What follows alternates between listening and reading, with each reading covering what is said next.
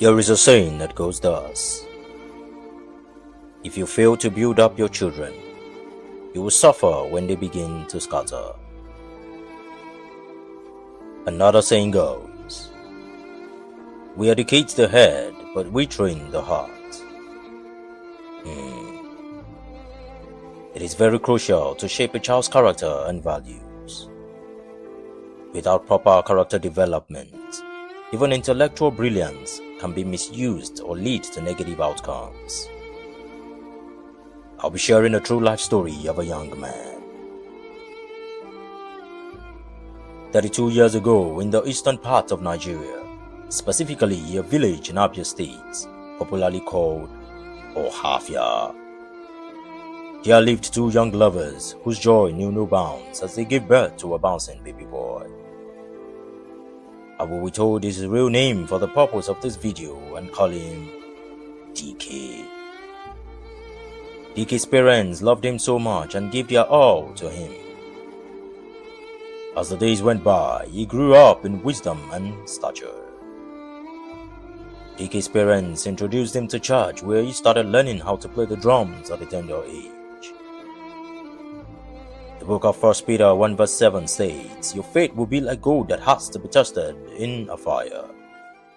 And those trials will prove that your faith is much more than gold that can be destroyed. This is where the story starts. When DK was 7 years of age, a report was brought to his parents by the headmaster of the school in which DK attended. The headmaster said, I called you here to discuss a very vital issue about your son, DK. I don't know why he is deviating from the normal teachings and training. We caught DK touching another student inappropriately, and this is shocking because we know him to be a good child. DK's mother cut in abruptly. I am not sure you know what you are saying, headmaster. This is a strong allegation against my child, and you will be jailed for this. They were probably just playing as children, and you are here spilling rubbish. DK's father interrupted. Mr. Headmaster, where is the evidence that you caught my son touching another student inappropriately? The headmaster answered, I don't have any evidence to show you, but please look into this matter with all your might. Do not take this with levity. DK's parents stormed angrily out of the headmaster's office and withdrew DK from the school. At age 12, DK started drinking beer and dry gin. When this was told to the mom, she would say, leave him alone. He's learning how to be a man. He's not committing any sin. These drinks are for strong men. At age 14, DK and his friends were arrested for theft and raping some girls. DK and his friends served in the juvenile detention center and were released after several months. Then, tragedy struck. DK's dad died in a mysterious car accident. As a result of this, DK was sent to live with his uncle who served in the military. DK did not like the treatment his uncle melted on him. Of course, his uncle handled him with discipline. He complained when the mom came visiting. I am not allowed to do whatever and go wherever I want to go. The chores here are too much. When I offend him, his punishment is severe. I don't want to be here again, he cried aloud. His mom heard his plea and they moved to the western part of Nigeria, where he made new friends. Out of the many friends, Kalu stood out. They did things together, but DK was always moved with material things and got caught up in his own world. Fast forward to university days. DK joined the cult and was rusticated by the school.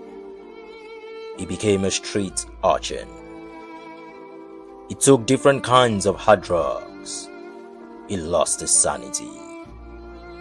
His mother could not recognize him when she saw him. He became a known face in rehab centers. He was later diagnosed with both lung and kidney disease. Dickie died a few years later. Dickie's mom lives alone and soliloquizes to herself till today. She hasn't been able to come out of the shock. If you are single or married, please listen to this. Training a child goes beyond the religious instructions. It encompasses nurturing their character, teaching them to discern right from wrong, and fostering a love for God.